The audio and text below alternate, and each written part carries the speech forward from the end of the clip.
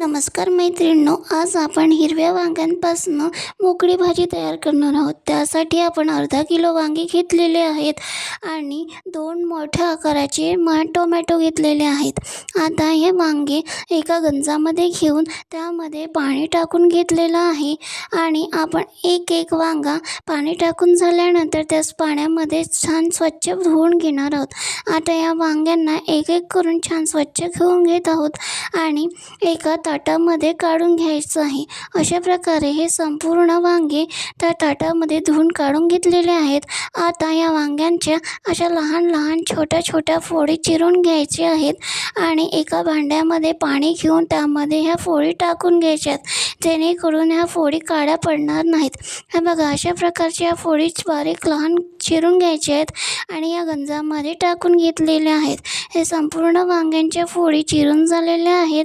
आहे बघा, अशा छान एक लहान वांग्यांच्या फोडी चिरून झालेल्या आहेत आणि या वांग्यांच्या फोड्यांना छान पाण्यामध्ये स्वच्छ धुवून घ्यायचं आहे आणि एका भांड्यामध्ये काढून घ्यायचे आहेत। अशा प्रकारे संपूर्ण वांग्यांच्या फोडी आपण एका ताटामध्ये काढून घेतलेला आहे आणि हे 2 टोमॅटोही चिरून घेतलेले आहेत।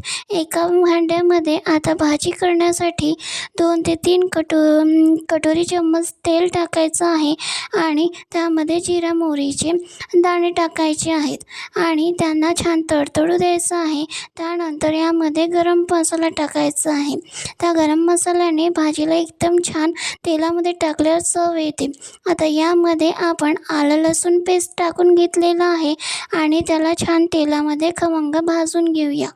आलं लसूण पेस्ट झालेली आहे, त्यामध्ये आपण 2 चम्मच मीठ, 2 चम्मच तिखट आणि 1 चम्मच हळद टाकून घेतलेलं आहे।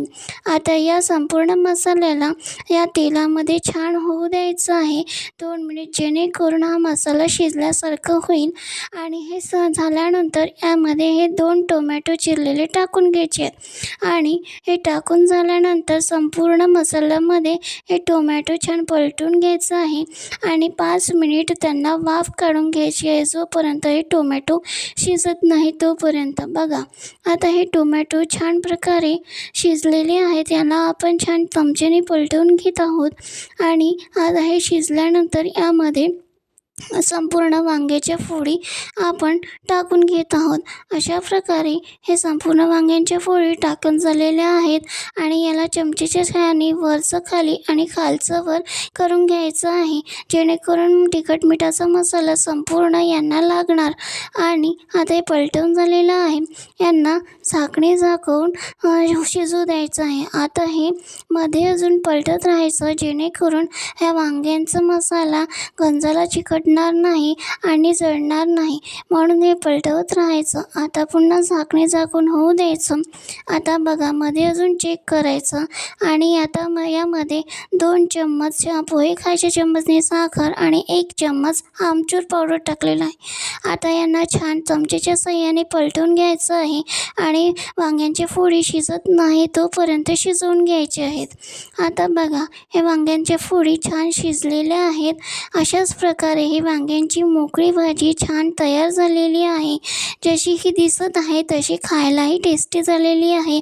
तर तुम्ही नक्की करून बघा आपल्या घरी ही वांग्यांची मोकळी भाजी आणि कशी झाली आहे ते मला नक्कीच सांगा।